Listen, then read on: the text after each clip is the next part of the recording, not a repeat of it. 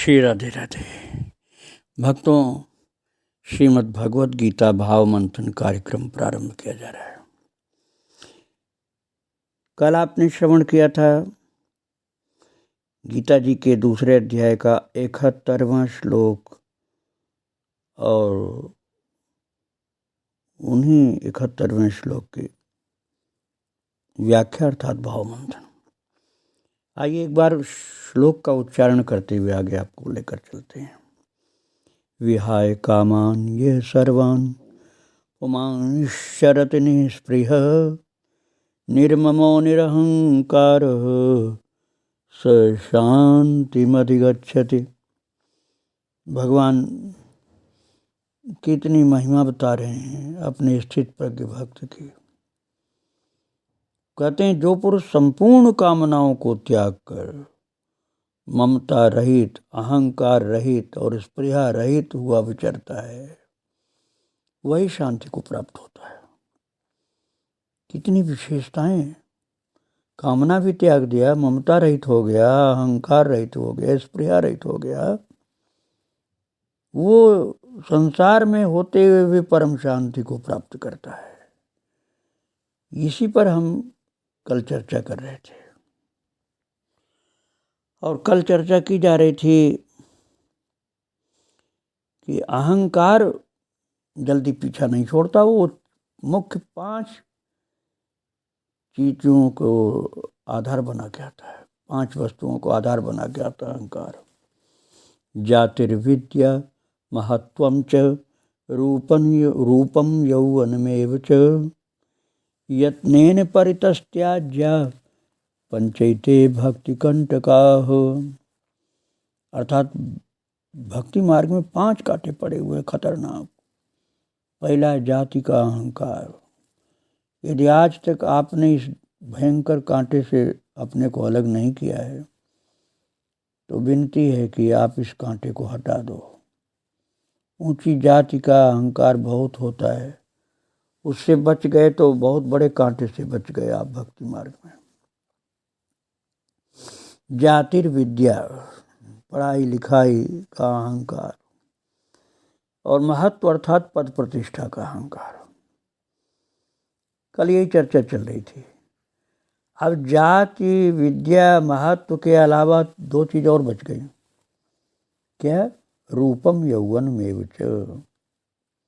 रूप का अहंकार, यौवन का अहंकार, ये भी साधना में कम बाधा नहीं डालता। अपने को बड़ा सुंदर मान के थोड़ा जो कुरूप है उसकी उपेक्षा करना बहुत बड़ा गलत काम है। तिरस्कार नहीं करना चाहिए किसी का। और इसी तरह से यौवन का, हम तो जवान हैं, ये बुढ़ा क्या है हमारे सामने, ये बहुत गलत है, ऐसा नहीं सोचना चाहिए। रूप यौवन का अहंकार बड़ा नाश करता है। उपहास करते हैं लोग, इनको रूप का यौवन का अहंकार होता है, वो उपहास कर देते हैं किसी किसी का। विकलांग को गंदे शब्द बोल देते हैं और कुरूप को, या थोड़ा सा कोई रोग हो गया हो किसी को और बहुत बूढ़ा हो, कोई बूढ़ा हो, वृद्ध हो, उसको गलत अनुचित शब्द बोलकर तिरस्कार कर देना। अपने तन को सजाते रखना, अपने रूप की बहुत बड़ाई करना, यही बस करता रहता जिसको अहंकार होता है।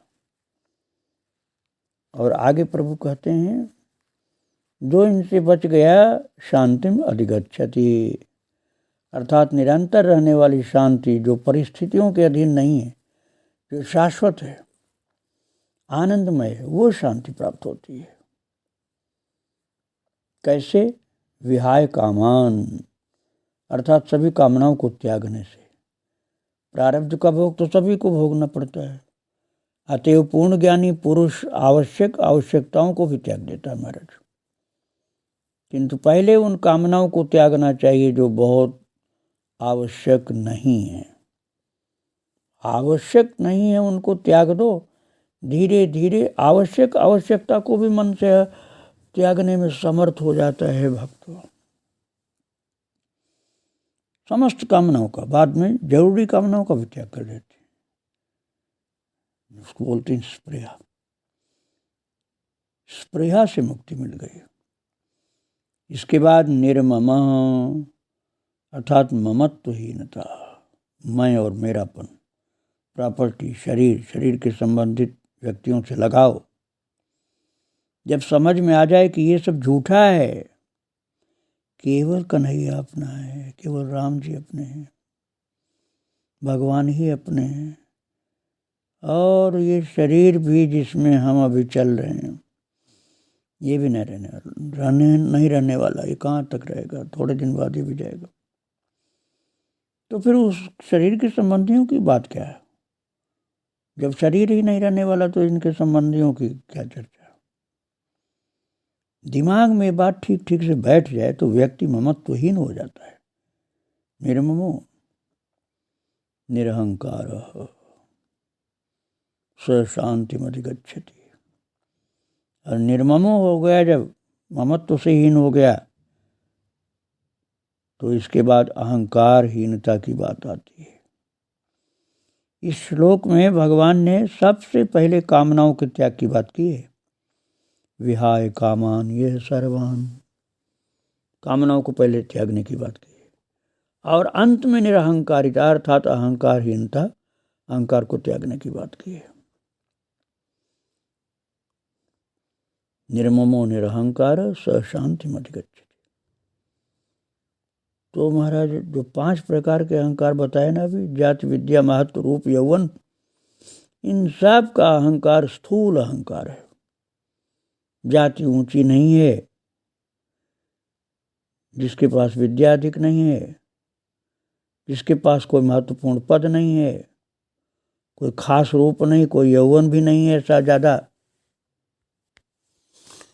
तो उन लोगों का अभिमान अर्थात उनका इन चीज़ों का अहंकार बहुत जल्दी मिट जाता है, क्योंकि बहुत अल्प था। और नागा बाबा रामदास जी, जिनके शिष्य पथिक जी महाराज थे, इनकी जाति विद्या का पता नहीं, नग्न रहते थे अवधूत वेश में, मर्यादा के अनुसार चलना नहीं जानते थे, कपड़े तक का ध्यान नहीं, शरीर का ही ध्यान नहीं तो कपड़े का क्या ध्यान। अवधूत वेश थे, अवधूत दिगंबर, लेकिन उच्च कोटि के ज्ञानी संत थे महाराज। और वो कहते थे कि अहंकार किसी भी बात का नहीं होना चाहिए, क्योंकि अनेकों बार चींटी भी इंद्र बन जाती है, इंद्र भी चींटी बन जाते हैं। क्या अहंकार! सूक्ष्म अहंकार है कि मैं पुरुष हूँ, मैं मर्द हूँ, कोई महिला थोड़े हूँ, ऐसे अभिमानी लोग बोलते हैं भक्तों। अरे कितनी माताएं तुमसे बहुत अच्छी हैं, कितने पुरुष तुमसे बहुत अच्छे हैं, तुम काहे को फूले कुप्पा बन रहे हो? इस कारण यदि ऐसी मूर्खता का अहंकार रखोगे तो अगला जन्म भी खराब हो जाएगा। माताओं से घृणा करोगे, माता बनोगे अगले जन्म में। माता कोई खराब थोड़ी है। कितनी माताओं का चरित्र मैं आपको सुना चुका हूँ, आज भी सुना रहा हूँ। परम पूज्य हैं, भक्त हैं, ज्ञानी हैं, गुणवंती हैं। तो किसी भी स्त्री पुरुष जाति लिंग इन सब को ले करके मन को गंदा नहीं करना चाहिए, क्योंकि आत्मा न तो स्त्री है, न पुरुष है, न नपुंसक है। आत्मा ही तो हम हैं, और आत्मा को न स्त्री न षंडो न पुमान न जंतु, गजेंद्र मोक्ष में बताया गया है भागवत जी में। तो हमारे ठाकुर जी भी इन किसी बंधनों की सीमा में नहीं है, ऐसे आत्मा भी किसी बंधन की सीमा में नहीं है। ये ज्ञान जब हो जाता है तो सूक्ष्म अहंकार से भी मुक्ति मिल जाती है। तो भक्तों, बहुत सावधानी के साथ अपने जीवन को प्रभु के चरणों की भक्ति में लगाना चाहिए। आइए हम गीता जी के दूसरे अध्याय के आखिरी श्लोक का पाठ करते हैं। श्लोक संख्या 72। पुस्तक हाथ में लीजिए आप और मेरे साथ बोलिए। एषा ब्राह्मी स्थितिः पार्थ नैनां प्राप्य विमुह्यति स्थित्वा स्यामन्तकालेऽपि ब्रह्मनिर्वाणमृच्छति। एषा ब्राह्मी स्थितिः पार्थ नैनां प्राप्य विमुह्यति स्थित्वा स्यामन्तकालेऽपि ब्रह्मनिर्वाणमृच्छति। भगवान इस महान ज्ञान से भरपूर सांख्य योग नाम के इस अध्याय को इस श्लोक पर पूर्ण करते हैं। श्लोक का शब्दार्थ भगवान कह रहे हैं, हे अर्जुन, ऐसा ब्राह्मी स्थिति है, ये ब्रह्म को प्राप्त किए हुए पुरुष की स्थिति है जो सुन रहे थे तुम। और इसको प्राप्त होकर के योगी कभी मोहित नहीं होता। नैनां प्राप्य विमोह्यति। और अंत काल में भी इस ब्राह्मी स्थिति में स्थित होकर ब्रह्मानंद को प्राप्त हो जाता है। ब्रह्म निर्वाण मृच्छति। ऐसा ब्राह्मी स्थिति, ये ब्राह्मी स्थिति है, इसको प्राप्त करके न विमोह्यति, कोई मोहित नहीं होता।